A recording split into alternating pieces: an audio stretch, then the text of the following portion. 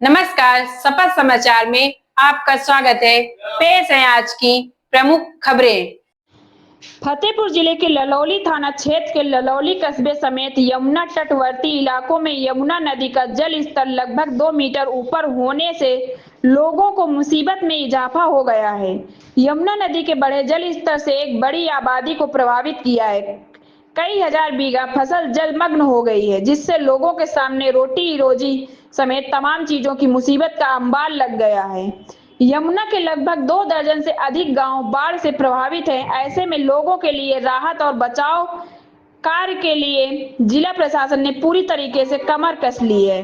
जिला अधिकारी रविंद्र सिंह, एसपी अनूप सिंह की अगुवाई में जिले के तमाम अधिकारियों ने बाढ़ग्रस्त इलाकों को औचक निरीक्षण किया और वहां पर मौजूद बाढ़ चौकियां और संबंधित अधिकारियों को सख्त लहजे में दिशा निर्देश किया कि किसी भी तरीके की कोई दुर्घटना न हो, इसलिए ज्यादा से ज्यादा प्रयास किए।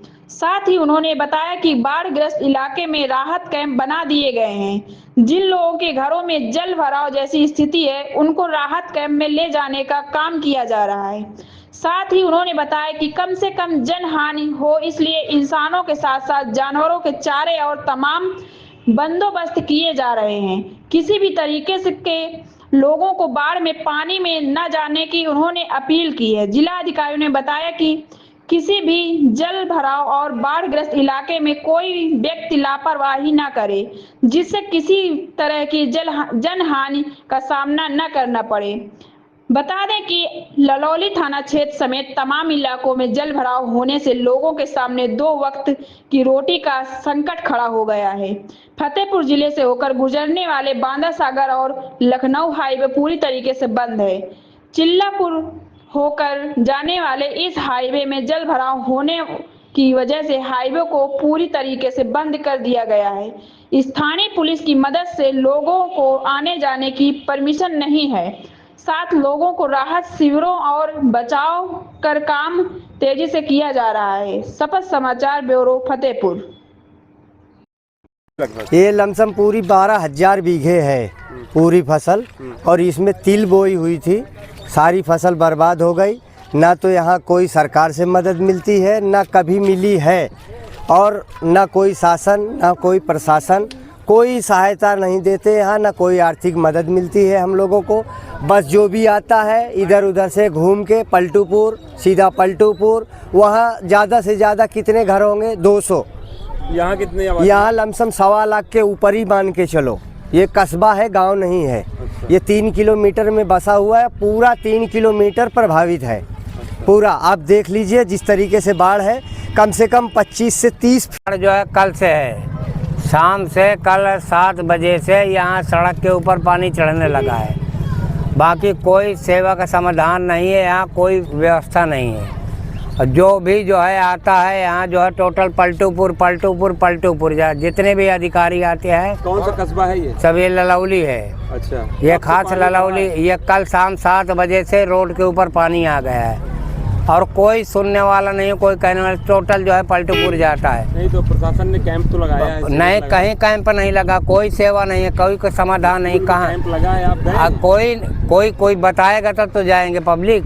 अब यहाँ आप देखिए जाकर, पूरे टोटल जो है पूरे मकान डूबे हुए हैं। यहाँ से लेकर वहाँ तक ट्रक अलग फंसे हैं और ट्रक अलग पलट गए हैं। यहाँ आबादी कितनी है लगभग जो बाढ़ से प्रभावित? आबादी 1.25 लाख के ऊपर है। उसमें डेंजर लेवल है 100 मीटर, तो इस वक्त पानी डेंजर लेवल से ऊपर रह रहा है। इसलिए जितनी भी हमने मशीनरी लगा रखी थी बाढ़ से राहत के संबंध में, उसको एक्टिवेट कर दिया गया है।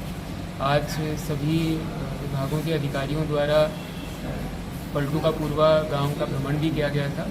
वहाँ पर कुछ परिवार हैं, उनका घर है वो अभी थोड़ा प्रभावित हो रहा है, तो उनको विस्थापित करने के लिए टेम्परेरी तौर पर ललौली इंटर कॉलेज में एक राहत कैंप बनाया गया है। वहाँ पर सारी सुविधाएं उनके लिए हैं। इसी प्रकार से कुछ अन्य गांव भी हैं, जैसे कि घाघा तहसील में महावतपुर असहट है और सदर तहसील में भी 2-3 गाँव हैं जहाँ पर पानी का स्तर थोड़ा सा बढ़ा है।